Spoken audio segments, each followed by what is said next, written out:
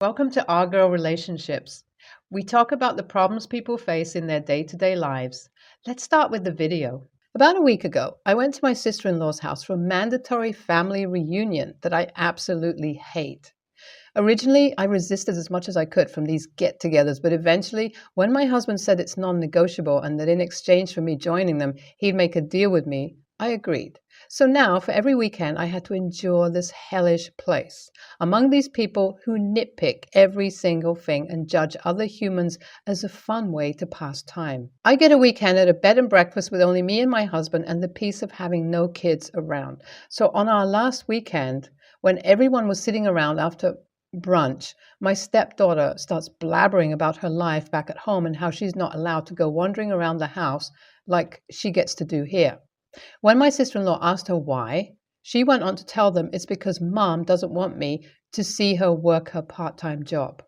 I quickly sensed danger and a topic that is absolutely forbidden to talk about coming out, so I shut her up and tell her to go play with her cousins. When my sister-in-law asked me what she was going to say, I quickly made an excuse saying, "You know how children are, they make their own stories in their heads." She let the topic drop, so I relaxed for the time being, but I also knew that my sister-in-law was the kind of woman who'd go after a gossip like a moth attracted to light. I kept my guard up all day, and I didn't let her anywhere near my daughter alone. After dinner, everyone was going to retire for the day, so when my husband asked me to go for a nightly walk around the block, I told my daughter to go with her cousins to the children's bedroom. I started to relax and was enjoying the few moments just with my husband away from the whole family. After coming back, as I was going to my room, I saw my daughter talking to my sister-in-law. I was surprised and hit myself mentally for letting my guard down. I quickly walked to my daughter and told her to run along as it's past her bedtime. I was going to leave as fast as possible from there to avoid talking to my sister-in-law, but she clearly had no mind of letting me go without bringing up the subject that was unavoidable anymore. I told her to drop it, as it was a long day and I had no intentions of being drawn in another judgmental argument. Whatever she needed to say could wait until the next morning. Not going to lie, I didn't sleep much that night and was thinking of excuses I could make to leave early from this stupid trip. Next morning, I told my husband what had happened, and he said that I should stand my ground, and whatever sister-in-law had to say to me, I should just let her know my boundaries. I was so glad to hear him support me. When my sister-in-law eventually caught me alone, she started saying how it was so wrong of me to work such a shameful job in such a degrading manner. She said that I should be ashamed of myself for being married and having a child at home, but still pursuing such things. Now, to make it clear, what she said was way exaggerated. I work as an editor for a small sub-publication under Penguin Publishers. I love reading and writing, and as a side job, I write eroticas. Not novels, but short erotic web novels and stories under a pseudonym. It's always been my hobby to write about human passion, and my husband knows about it. Actually, the fact that he knows about it and still loves me for it and doesn't condemn me is one of the reasons why I love him so much and married him. I even love my stepdaughter, and there's no way I'd intentionally harm her. But the thing is, to write about erotics in depth, I need to do my research, and you all could guess what that research might include. And that is why my stepdaughter is not allowed to wander about the house, because I don't want her to accidentally walk into my room when I'm working on any particular scenes. Especially after I found her going through me and my husband's shared closet and discover a box full of sex toys. Although they were well hidden, she managed to find them, and when I saw that, I was horrified. That's when I told her that she shouldn't go around looking through people's things, and I taught her what privacy meant. It wasn't such a big deal as she had no idea what those things were, and when I told my husband, he also said that I did the right thing by talking to her and not rebuking her for going through the closet. I figured that was the incident my daughter told my sister-in-law about, and my sister-in-law must have put two and two together. She continued to shame me for my choices and said that just because my daughter isn't my own blood, I don't care about her or her innocence. She went as far as to say that she'd not let any bitch destroy her brother's family, and that if I actually care about them, I'd stop doing my shameful side job. She said that if I don't stop doing that, she'll personally tell everyone in the family about it and make sure that I was kicked out of the house and my husband's life. Now that was the limit, and I slapped her. Usually I find my words quite enough to wage my war, but holy hell, she made me use violence. I told her she can do whatever she wants, and that I'd see who even cares one bit about what she has to say. She can go crying to her family or my husband, and it would make not a bit of difference. I told her I'm already tired of her pathetic life where she judges other humans and sits on her measly little throne. I walked out of there and told my husband that I'm leaving with my kids and he can return when he wants to. I packed my stuff and left after that. Now, do you really blame me for behaving like that? Am I really the a-hole here for slapping her and showing her her place? I mean, she was practically belittling me for living my dreams. Am I really the one who should quit her life because I have a stepdaughter and because my side job is R-rated? Many of you might remember my last post and how things ended at the family get-together. You might also remember how my sister-in-law pretty much gave me an ultimatum that I should stop my shameful and degrading side job. Well, she finally did it. She threatened to break the news about my pretty little erotic obsession to our family if I didn't stop, and 11 months later, she did it. After my husband came back home, I told him that he could forget about me ever going among those people. I told him I've had enough, and I'd not let anyone doubt how much I love our daughter, even though she's not my blood. I've been nothing but good and loving to her and value her needs above all else. That doesn't mean that I'm going to completely stop living my life. Boundaries can be created, and it's our job to teach our kids that their dreams matter as much as their family. So my husband told me that he's not forcing me to do anything more, and he'd also like to avoid a discussion among his family as much as possible, so we might as well stop going.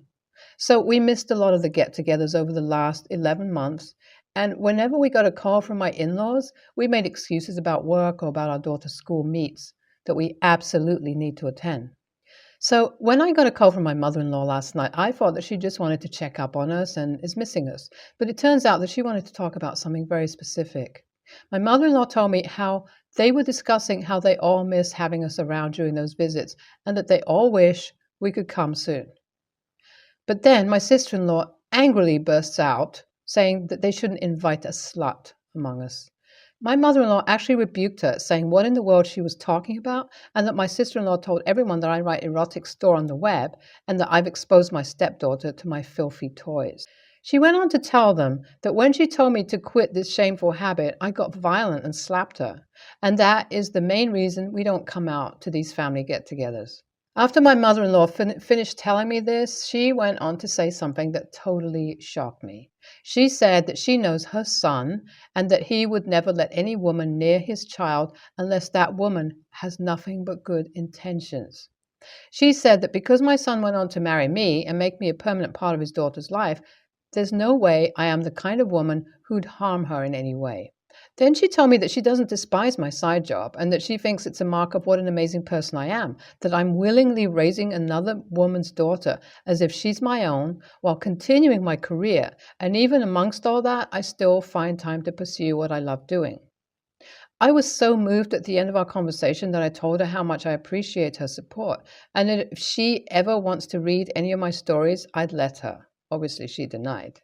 Anyway, I'm going to ask my husband if we can go to visit my mother-in-law soon, or maybe even think about starting to go on family weekends.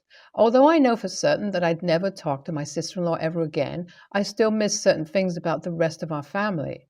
I know my daughter would surely be happy to meet her cousins again. I also feel like an a-hole now for thinking that all my in-laws are exactly the same.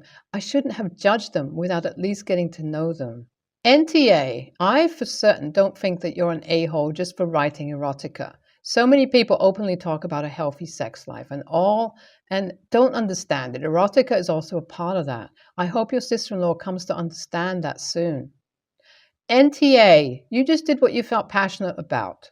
You also made sure that your passion doesn't interfere with your stepdaughter's life. In the end, we're human and we make mistakes. So you had one slip. That doesn't make you an a-hole. It makes you human. And I just love your mother-in-law who actually understands you, even though there must be a generational gap between you guys. And to think that your sister-in-law would be the one to be a jerk when she should understand how our world works now? Such a shame.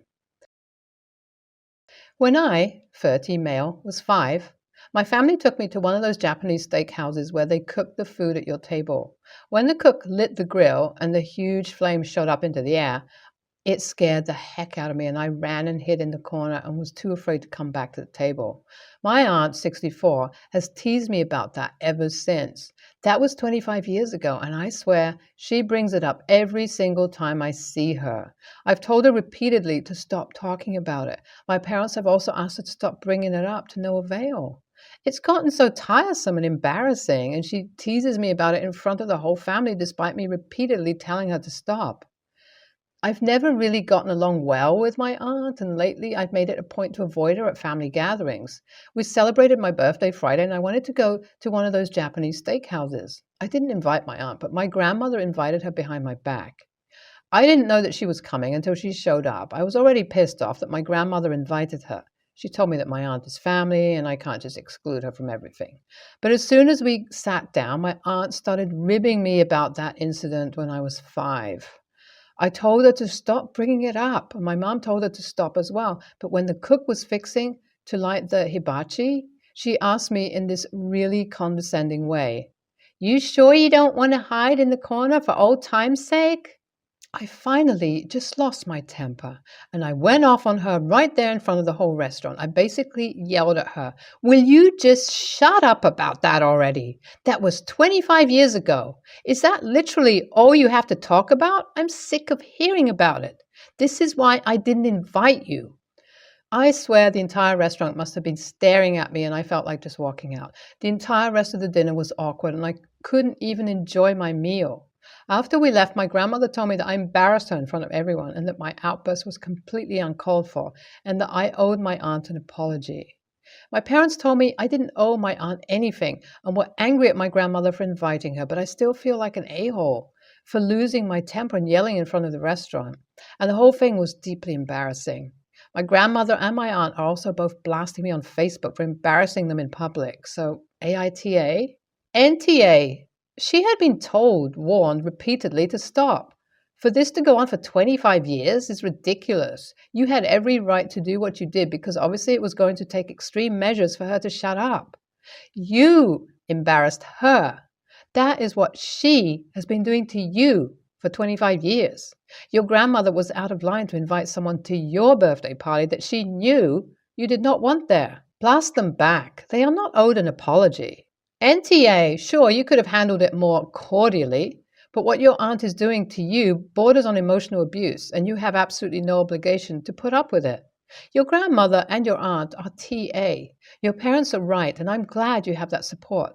Regardless of what your grandmother does, I suggest you continue to exclude your aunt. Your folks have your back. I, 26 male, have an awesome girlfriend, Kendall, 26. We've been together 3 years and I plan to marry her.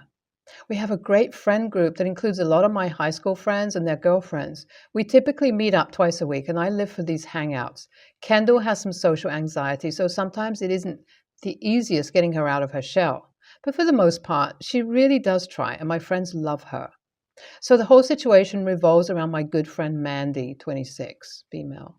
Me and Mandy were friends since high school and went to the same college and became best friends. She is the main character in our friend group. At first, Mandy and Kendall were great friends. But one night, Mandy joked with Kendall that they were Eskimo sisters. Kendall asked what she meant, the truth being that one night, 5 years ago while in college, me and Mandy got drunk at a frat formal and slept together. We hardly remember this and think it's literally hilarious now. We make jokes about it. When Kendall found out, she had a panic attack and we had to leave. We talked it over and I said I didn't feel like it was really all that relevant. We are just friends. Kendall said that she was fine and that it was just shocking. I reassured her that it was a drunken night 5 years ago and meant nothing. Ever since it's been a pattern, we will go out with friends. Kendall will see Mandy, panic attack ensues, and we have to leave. It has happened 5 or 6 times now, to the point where my friends ask why we just leave randomly. Kendall isn't a jealous person at all. She's very confident in herself and never displays jealous tendencies, but for some reason, when she sees Mandy, she breaks into a panic attack. But she keeps wanting to hang out with the group and prove it doesn't bother her, so she keeps wanting to hang out. But when she does, panic attack, then we leave.